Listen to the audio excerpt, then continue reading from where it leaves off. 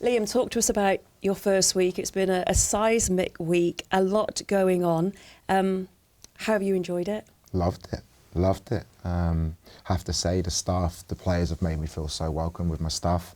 It has been a whirlwind. Getting off the plane in Strasbourg, and I literally came straight to the training ground to meet the players. But I have to say, so far, their engagement, their enthusiasm, their work ethic, and just how they've been as human beings has been top. I've enjoyed every moment, and I'm looking forward to a lot of games to come in the near future. Have you managed to catch your breath yet? I had a good night's sleep the last 2 nights, especially after winning your first game, which is a great thing to do. No matter those FA Cup games away at Charlton, that's a really, really difficult game. I thought the players acquitted themselves really, really well. And it's a good thing to build off of now going into obviously a massive game on Wednesday night. Do you believe in when people talk about perfect timing, when you're always looking to progress and you always want that opportunity and there is the right time for you to come into a club like Chelsea, an elite club? Yeah, I've always worked really, really hard. I've always been passionate about this job from before doing this job. I've studied. People in my life know the sacrifices I've made. It's an amazing thing when it kind of aligns and you get an opportunity like this. And I intend, to give everything I possibly can to make this opportunity a successful one. But I have to say as well, I feel like I've earned an opportunity. Chelsea are a huge club, and I know a lot of questions are being asked of my CV and my playing career and my reputation.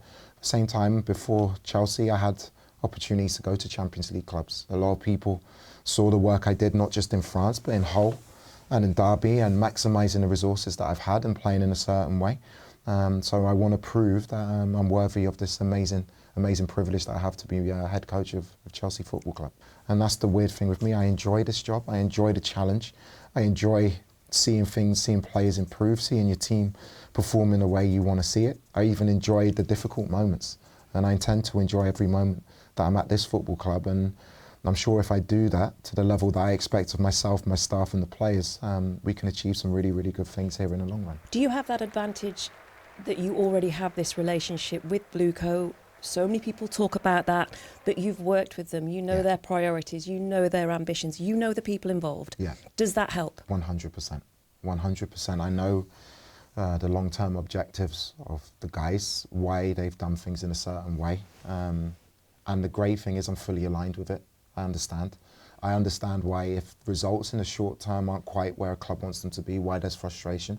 But I really, really believe that in the end, I'm a positive, half glass full kind of person. I'm optimistic that we can make this club really, really successful. Otherwise, I wouldn't have joined. Everything begins with hard work, intensity, and winning duels. This is a club with a long, long history. This club's been on the brink of administration. Ken Bates bought this club for £1.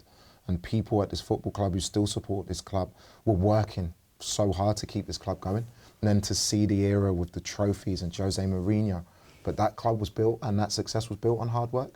So for me, I want the fans, when they come to see us play, we might win games. We're probably going to lose some games along the way.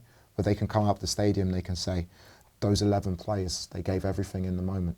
And I think if I can work towards that, then opinions or whether I deserve the job or whether I'm experienced enough or whether I'm good enough, it's noise. I need to focus on what I can give this club. Where does the communication skill, the ability to be such a good communicator come from? Because that is one of the strongest skill sets that you have.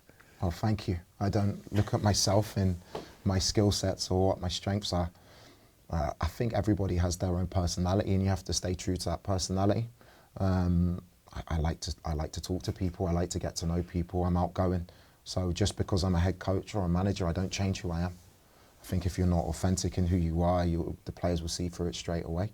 I haven't tried to come in here and put my fist on the table, but there's other ways you can get players to believe in you and trust you. And hopefully, I'm very confident that not just the conversations I have, the team meetings, the detail that we go into, the quality of the training sessions, the quality of our information makes the players say, actually, this guy and his staff are serious and they're here to win. You like a young, fearless side, though, from the teams that we've seen you with at Strasbourg and with Hull City as well. And there is such a huge number of young players here at Chelsea.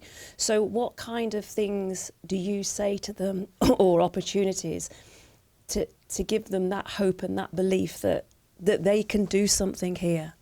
It's different for each individual. I think I have a high set of values for the group within that, where regardless of tactics or technique or systems, if you're not at your maximum, you're not being respectful. If you don't give everything, you're not being respectful to yourself, to your teammates, to the supporters who pay your wages. And normally, if you max out and give 100% in life, good things happen. So that's my demand. My demands are very simple. Don't be afraid to make mistakes. Don't hide from the ball and give 100%. It's very, very simple. Normally, the rest takes care of itself with all of the details within that. Does every player have a chance?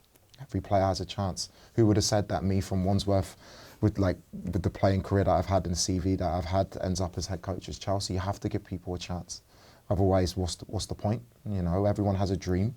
But to realise your dream and to realise your potential, you have to max out in terms of your work ethic. Could you talk about the people who you've looked up to? And obviously your dad is one of them. Chris Hughton is another one. Has he been on the phone already? He has. Yeah, he's messaged me. He said he'll leave me alone. I haven't had a conversation with him yet because I'm still replying to the probably How over many 1,000. did you get? I can't count. But to anyone, if there's anyone watching who I haven't replied to yet, I'm sorry. But it takes ages, you know. It's so nice to get those messages of goodwill. Chris is someone who I've looked up to massively as a person. He's got humility and class, the way he manages his group.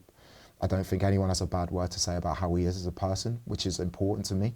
Yeah, and he's someone who I've taken a lot from and tried to develop in my own way, the way that I manage a group. Who were the great Chelsea players that you looked up to? And I only mention the late Gianluca Vialli here because when he took over, and it was ahead of a second leg semi-final against Arsenal in this competition, his first team talk, he gave everybody a glass of champagne. Now, I know that was in the 90s. Some of my players are too young for that. Exactly, and times have changed. But what are those Amazing. Great Chelsea players? Who were they for you? Through the years, for me, there was a player. I actually came here on trial. I was 17, and I was lucky enough to train with Gianfranco Zola. And that was like, I was in awe of him. And he trained and he did something. Player was moving this way and he just stood still, received the ball and twisted and turned. And I was 17, I was playing right back on the other side of the pitch. And I think he was a genius. But I remember coming, my uncle Sean, he's a massive Chelsea fan and he can't believe it. But he took me to Stamford Bridge, I'll never forget it. Marcel Desailly, Torre Andre Flo, Frank Leboeuf. It was the beginning of that era when I was like 17, 18. I think I was 15 to watch the lads at Stamford Bridge. But through the years, like David Speedy, like my dad's era, my dad had a punch up with Steve Clarke and got sent off for West Ham. Yeah, but through the years, like Didier Drogba, that Jose Mourinho team was incredible. Eden Hazard was a genius. It's almost disrespectful to the amount of good players there are here to speak about individuals. But what I want for these players, I've had this conversation with a few of them over the last few days, is why not in 10 years' time people speak about you in that way? Why can't it be you? Cole Palmer, Enzo Fernandez, Moi Caicedo, João Pedro, Pedro Neto, the list, Esteval.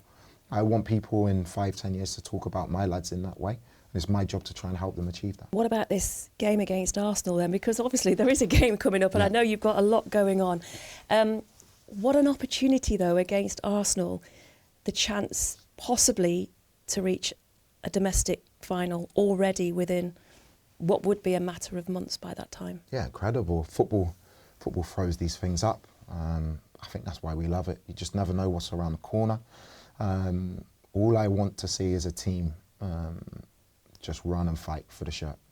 And normally when you have good players, if you run and fight for the shirt and you want to win every duel and you want to win every header and every tackle and know about the rivalry, you have a good chance to win. They're a very good team. They're so well coached, very well organised. They've had a fantastic season. But it's a cup game and I'm really, really looking forward to my first home game, my first experience as head coach of Chelsea. And they talk about Mikel Arteta as well and the time that he has been given. This job now is all about time, isn't it? It is, but sometimes you're not afforded that time. But in order to gain time, I think you have to show things are moving in a positive direction. And I think Mikel's shown that in the time that he's had an idea. The board and the people above him that are with him and aligned in what they want to see, and that's given him the time. So it's not just they've given him time, he's earned the time. And I think as a coach, it's ideal to, I'd love to have 6 years here and see what the team looks like after 6 years. The reality for every coach is you have to win every game that you have to try and win every game that you play. You have to show that the team is improving in the short term. And if you do that, then hopefully you get the time to really put your imprint on the team. And lastly, tell me about the last time you were at Stamford Bridge. It was a charity football match. It was a charity football match. Jimmy Floyd Hasselbank. Jimmy show racism the red card, something I'm really, really passionate about. It was amazing. It's the only time I've ever played since I retired. And yeah, I had a great time. Jimmy played. He didn't move as well as he did when he was a player. I know he's probably in the studio, but Jimmy's a great guy. There was some really, really good people. It was a really, really good cause. And if you'd have said to me at that moment, probably the next time I'd be at Stamford Bridge was as head coach, I would have said you're crazy, but life does do that to you sometimes. You're here now. I'm so lucky to be here, and I want to make the most of it. Absolute pleasure, Liam. Thank you. Thank you.